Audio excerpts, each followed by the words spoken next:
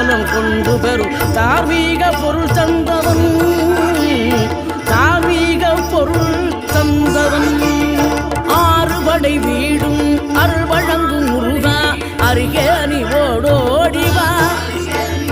மூவிரண்டு முகம் ஜொலிக்க ஆறிரண்டு கரங்களுடன் ஆதரவு தரவோடிவா